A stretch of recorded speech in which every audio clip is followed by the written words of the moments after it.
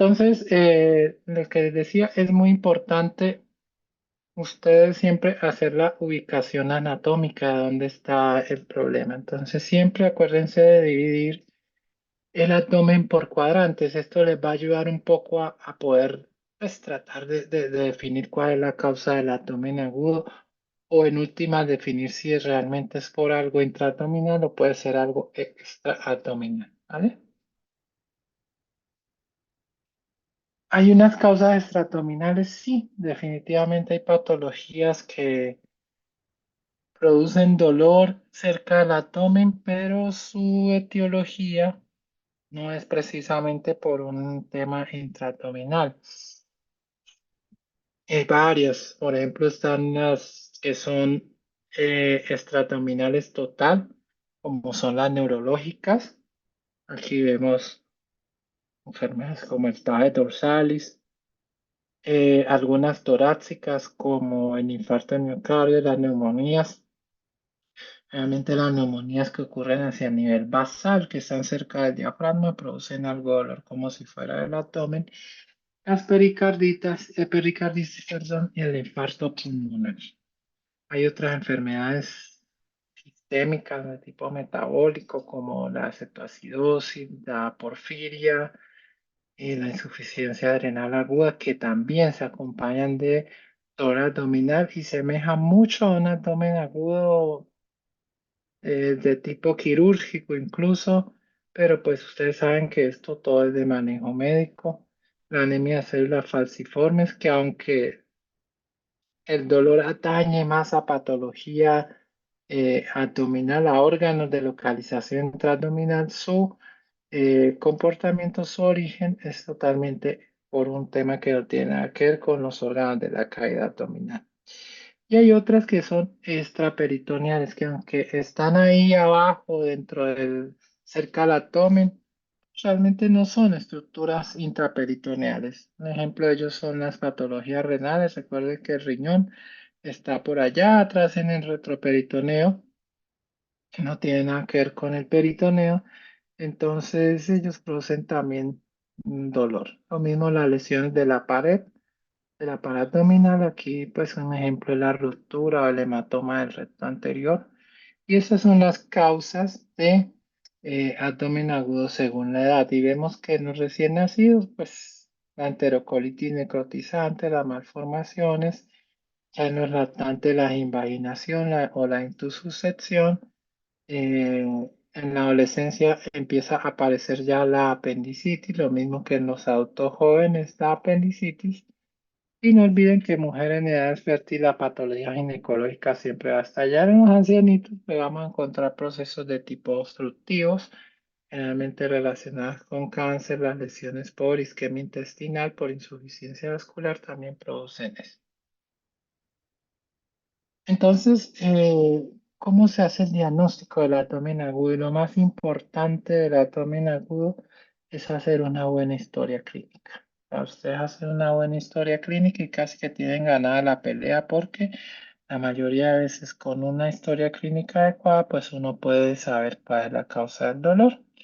Y lo más importante también dentro de la historia clínica es siempre tener en cuenta cuáles son las características del dolor y qué procesos están asociados al dolor. Si hay aumento por algún evento, si hay disminución por algún evento, ocurrió por algo en especial, siempre eso lo tienen que reportar y estudiar. Se tienen que saber los antecedentes del paciente, si hay hábitos especiales, especialmente el alcoholismo, el tabaquismo, consumo de estupefacientes, también intervenciones quirúrgicas previas, acuérdense de las famosas adherencias, y en las mujeres, pues la historia ginecológica también, utilización de dispositivos, flujos o presencia de otros síntomas. Como les dije, lo principal es saber cómo es el dolor y el dolor lo vamos a dividir en tres grupos: de inicio súbito, de inicio rápido, de inicio gradual. Y cada patología tiene una forma de inicio del dolor. Entonces, por ejemplo, ¿cuáles son los que ocurren de forma súbita? El dolor que estoy tranquilo y de un momento a otro, pin, me va dando el dolor y fuerte. Generalmente son donde ocurre ruptura, ya sea una ruptura vascular o ruptura venasa, de una asa intestinal, en donde esta ruptura pues produce escape inmediato del líquido intestinal y con el olor. Lo mismo ocurre para los infartos, cuando se tapa una arteria, pues el proceso isquémico produce dolor casi que inmediato. Entonces, las patologías vasculares y las obstructivas pues, son las que producen dolor más rápido, más súbito.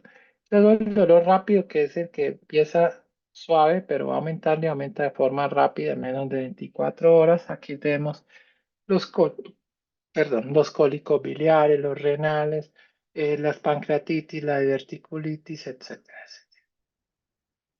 Y luego aparecen los de inicio gradual. Entonces, ahí es muy frecuente, acuérdense de la apendicitis que empieza con un dolor lento, perdón, periumbilical y que luego poco a poco va aumentando hasta que luego se localiza en la fosa ilíaca derecha. Entonces, esto es cuento de la historia, entonces van a mirar ese dolor, cómo empezó, cómo se comportó y ya luego pasan al examen clínico que va desde la exploración general, mirar la actitud del paciente, cómo llega, entonces si está en posición maometana, acuérdense que eso lo da la pancreatitis o está en una camilla inmóvil, tiesito para no moverse y no generar dolor, lo ve uno mucho en peritonitis. ¿Listo? Entonces la actitud del paciente sirve para uno tratar de intuir qué es lo que está pasando. Y ya viene lo más importante que es la exploración abdominal. Y lo primero que ustedes van a hacer es la inspección, ver al paciente sin ropa, levantarle la blusa, la camisa hasta las ingles. Se puede bajar el pantalón hasta las ingles. Van a mirar masas, deformidades, cicatrices, hernias, hematomas, circulaciones colaterales y todo eso les va a servir para que ustedes vayan haciendo su historia clínica adecuada. Luego viene un proceso que se llama auscultación. Entonces, mira, ponen el fonendo, aunque esto no es muy rentable la auscultación. Hay estudios que mostraron que la auscultación no tiene ningún aporte así importante, excepto que ustedes estén pensando pues, en un aneurisma que está soplando por allá, pues ahí sirve. Pero lo contrario parece que no cambia mucho las conductas. Y lo más importante dentro de la semiología abdominal, pues es la palpación, ¿sí? Y acuérdense que esta palpación debe ser una palpación primero suave, luego profunda, y van a hacerla de la parte de menos dolor hacia la parte donde el paciente refiere más dolor. Aquí sí es importante que ustedes traten de descubrir dónde es el sitio exacto del dolor, porque la mayoría de pacientes pues vienen con tocados, vienen de otro hospital, vienen hartos, vienen cansados, y no quieren que los revisen mucho. Entonces, a veces manipulan un poco la sensación de síntomas o ya quiere que lo despachen ya, entonces hace que le duele muchísimo. Y eso es lo que ustedes tienen que saber hacer. Por eso es importante estudiar cada patología y los signos clínicos a nivel de la palpación abdominal. Estos son signos clínicos. Ustedes van a encontrar muchísimos más. Hay unos de inspección, como el signo de Cullen o el de Grey Thorne, que se ve en pancreatitis, sobre todo en las hemorrágicas. La maniobra de Blomberg, que ustedes la conocen muy bien o la van a tener que practicar, que es hacer presión sobre el sitio que queremos evaluar y soltar de manera súbita. Cuando uno hace esto en fósil que ha hecho una apendicitis, el paciente apenas se sueltan, pega el grito y se pega al techo. Entonces, mucho ojo con ese tipo de maniobras, que a veces son cómodas. Morphy, pues ya saben cómo es, la colecistitis, psoas, obturador, Rousing, el signo de Carnet, que lo utilizamos para saber si el dolor es de pared o si es de la caída intraabdominal. Y es un signo que lo tienen que aprender a hacer. ¿Por qué? Porque cuando se empezaron a mirar los costos, los pacientes que no se le había bueno, hecho una semiología adecuada y creían que el dolor era pared, perdón, era intraabdominal y resultó siendo de pared, pues los costos se triplicaron al menos en la atención. Otra cosa dentro del examen clínico es la exploración rectal y urogenital. Entonces, el tacto rectal solamente sí o sí para los pacientes que tienen sangrado digestivo bajo o que tienen estigmas de sangrado o que refieren a algún tipo de masa o alguna anomalía no rectal. Es válido el tacto. De lo contrario, no lo hacemos de rutina. Y urogenital sí a las mujeres en edad reproductiva con dolor pélvico bajo siempre hay que hacerle tacto vaginal. ¿Listo? Pruebas complementarias, pues está el hemograma, los electrolitos, el parcial de orina, que serían como las pruebas iniciales para todo paciente que tenga abdomen agudo y después aparecen otras pruebas que son como las pruebas hepáticas, las amilasas, y esto lo realizan dependiendo de lo que ya ustedes estén pensando con cada paciente. ¿Qué elementos de laboratorio entonces también sirve? Las imágenes, la radiografía de abdomen, la radiografía de tórax. Ya vemos que la radiografía de abdomen sirve para ver procesos obstructivos únicamente, no sirve para ver más cosas. Ah, bueno, también para ver cuerpos extraños y cálculos. ¿Listo? Para eso sirven los rayos X en el abdomen. Y está la de tórax de pie que sirve para ver si hay aire debajo del diafragma. Por ejemplo, aquí se ve muy fácil, tienen la radiografía ahí la del lado izquierdo de ustedes. Ven que está la línea del diafragma de los pulmones, la línea blanquita en forma de cúpula y abajo hay una línea negra que es aire. Eso es aire libre en cavidad. Eso es un diagnóstico de perforación de víscera hueca. Más frecuentemente se ve en las úlceras pépticas perforadas, pero cualquier víscera hueca que se rompa, el neumoperitoneo se va a ver de esa manera en una radiografía. Luego están las ecografías, que la ecografía sirve mucho cuando sospechamos patología biliar, patología hepática, pero no ha sido reemplazado por el otro examen que es la tomografía, que es la técnica, podríamos decir, de elección en un paciente con abdomen agudo, en los cuales nosotros tenemos duda diagnóstica, no estamos seguros, tenemos varias posibilidades diagnósticas. El TAC es una buena opción para orientarlo con más certeza y más tranquilidad. El problema del TAC es la disponibilidad y cuando lo hacemos. Muchas veces hay pacientes que necesitan una atención mucho más rápida y definirle mucho más rápido, pero si nosotros empezamos a esperar el TAC, entonces el pronóstico no se lo vamos a cambiar. Produce mucho en la apendicitis, aparece esto. La apendicitis, pero por esperar el TAC terminan en peritonitis. ¿Y qué tratamiento le damos? Pues definitivamente el tratamiento depende de la causa, ¿sí? Hay unas medidas generales que son los líquidos endovenosos, observar los exámenes clínicos y algunas patologías permiten el manejo con analgésicos. Analgésicos que pues, lo ideal es utilizar analgésicos de tipo opiáceo eh, que no enmascaran mucho la presencia del dolor. Y esto es el cuadrito de cómo se hace la atención del paciente con abdomen agudo. Entonces lo valoran, llega a un servicio de urgencia. Lo primero es definir si este paciente está estable o inestable. Estable quiere decir que están los patrones hemodinámicos bien o inestable en donde los patrones hemodinámicos están pues alterados. Taquicardia, frecuencia alta. Entonces eso es inestabilidad. Pues frecuencia alta con baja de tensión arterial.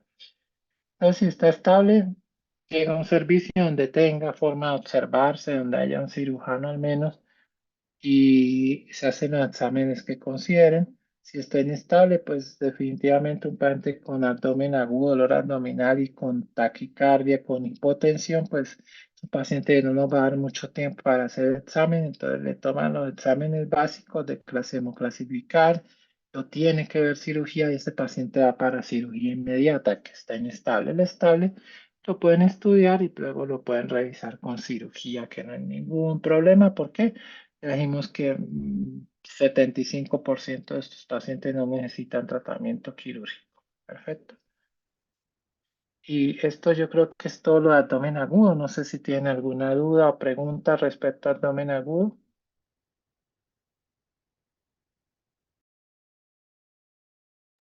Doc, yo tengo una pregunta. En cuanto a pues al inicio que hablábamos de los tipos de dolores, que era pues el visceral, el parietal y el referido, no me quedó claro si es como que tres tipos de presentaciones diferentes o estos ocurren de forma secuencial en un mismo cuadro. Es decir, o sea, si el paciente primero lo va a manifestar o lo va a tener de forma visceral, después parietal y después ya va a ser referido, o digamos que puede presentar cualquiera de los tres.